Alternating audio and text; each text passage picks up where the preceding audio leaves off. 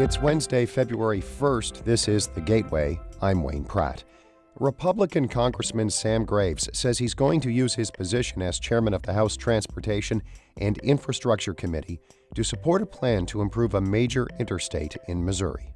And we've been talking about widening I-70 for years in the state of Missouri, and it looks like the governor is really getting behind it, and he's obviously putting money where it needs to be. We'll hear more about the Missouri congressman's goals and expectations in just a few minutes.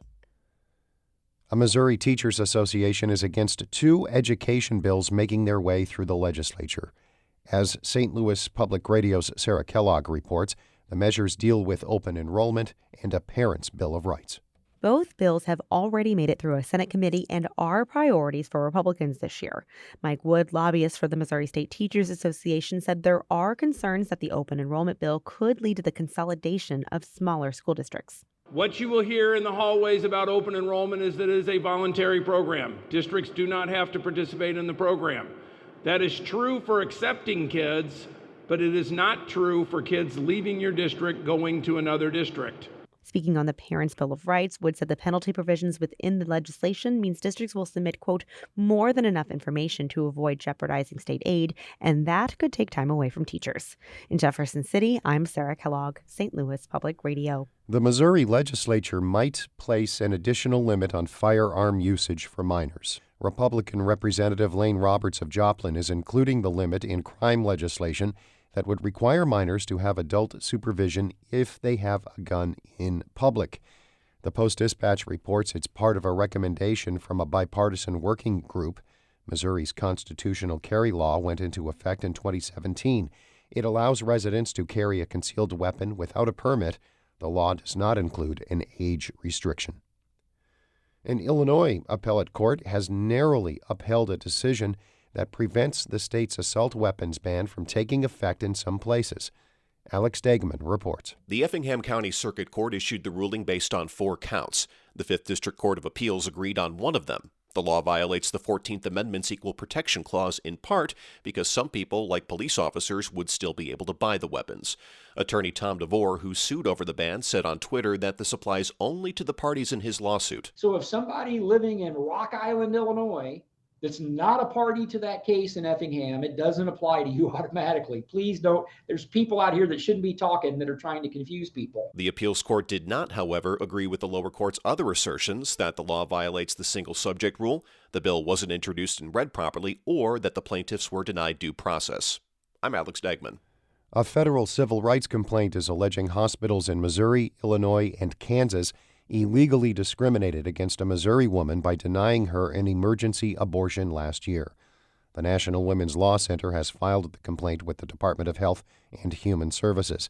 It claims multiple hospitals violated a section of the Affordable Care Act prohibiting sex discrimination when they denied Melissa Farmer an abortion after she experienced life-threatening complications at 18 weeks of pregnancy. Farmer eventually obtained an abortion at a clinic in Illinois, roughly 300 miles from her home. The hospitals were not named in the complaint. The conditions for animals in the custody of St. Louis County appear to have improved now that the Animal Protective Association of Missouri is in charge. More from St. Louis Public Radio's Rachel Lippman. The county shelter in Olivet had been a source of controversy for years. Dogs did not get enough walks or enrichment, and officials were accused of needlessly euthanizing healthy animals. The county eventually decided to outsource operations of the shelter. It signed a 5-year, $16 million contract with the APA last March. The APA's executive director, Sarah Javier, applauds the county's move. The expertise just isn't there. We have people who are veterinarians, animal care techs. They specialize in working with animals. The organization officially took over operation of the shelter December 5th. Javier says since then, 232 animals have been adopted. That's up from 70 over the same time period last year. I'm Rachel Lippman, St. Louis Public Radio. A St. Louis urban farm is using $350,000 of American Rescue Plan Act funds to provide other urban farmers in North County with tractors, rototillers, and other tools.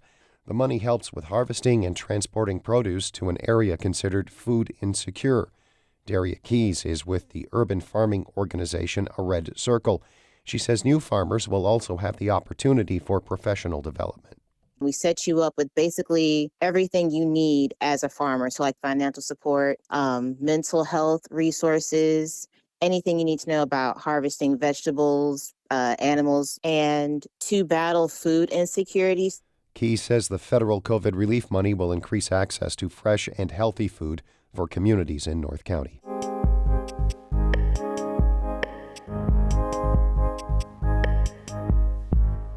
Republican Congressman Sam Graves is the new chairman of the House Transportation and Infrastructure Committee.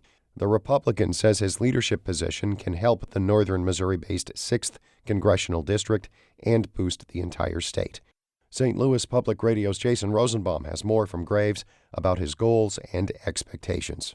As chairman of the House Transportation and Infrastructure Committee, Graves has a lot of influence over how money is spent on highways, airports, and public transportation. And he says his new role will help Missouri meet its infrastructure needs. So I'm going to be working with the administration, the governor's office, obviously, and the legislature to do everything we can to maximize those dollars coming back to the state. Graves says he spoke with Missouri Governor Mike Parson about his plan to devote $859 million to widen parts of Interstate 70. That was a centerpiece of the GOP chief executive's State of the State address in January. This is a once-in-a-lifetime opportunity, and the time is now. Graves says he's committed to trying to find federal funds to help bolster the highway that stretches from St. Louis to Kansas City. We're in the process right now of looking into every avenue we can possibly find to be able to find dollars to make I-70 more safe, to add those lanes. We all know how busy I-70 can get. If you're traveling back and forth between Kansas City or St. Louis or going to Columbia, to the University of Missouri, whatever the case may be. And then all that traffic that's going across the country, funnels right through I-70. And so we want to make it safe. And we've been talking about widening I-70 for years in the state of Missouri. And it looks like the governor is really getting behind it. And he's obviously putting money, where it needs to be. Some critics of the I-70 proposal contend that widening a highway should not be as big of a priority as other transportation efforts, like bolstering money for public transit. Graves, though, says there are clear benefits to the entire country for pursuing such a plan. Eventually it may go by train or it may go by plane, but sooner or later it's got to go by truck. It's got to get to the end user by a truck, and that's down our highways. And we want to make sure that those are as safe as they can be. So there's different dollars, there's different silos of dollars, and to be quite honest with you, public transit gets a lot of money from the federal government, and we need to make sure that we have other priorities as well. Graves is taking charge of the Transportation Committee at a contentious time in American politics. Republicans have a small majority in the House, but are split on a number of key issues. And Democrats still control the Senate and the White House, which could temper GOP priorities. But Graves doesn't feel like the next 2 years will be devoid of accomplishments. He noted that he was able to pass meaningful legislation in the 2010s as chairman of the Small Business Committee.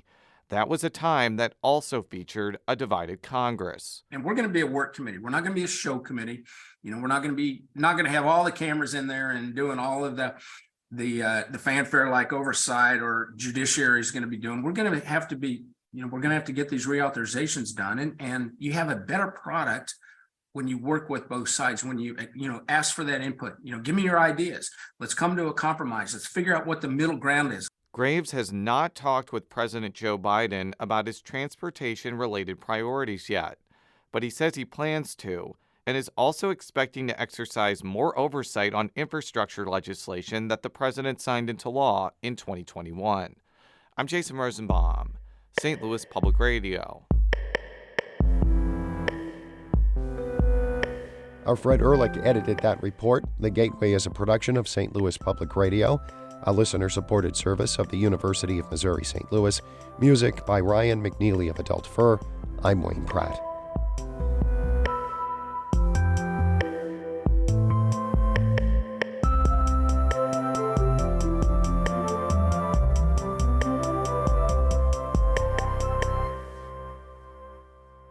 Support comes from the Missouri Forest Products Association, providing more than 41,000 jobs in the production of wood pallets, railroad ties, white oak barrels, hardwood floors, and more.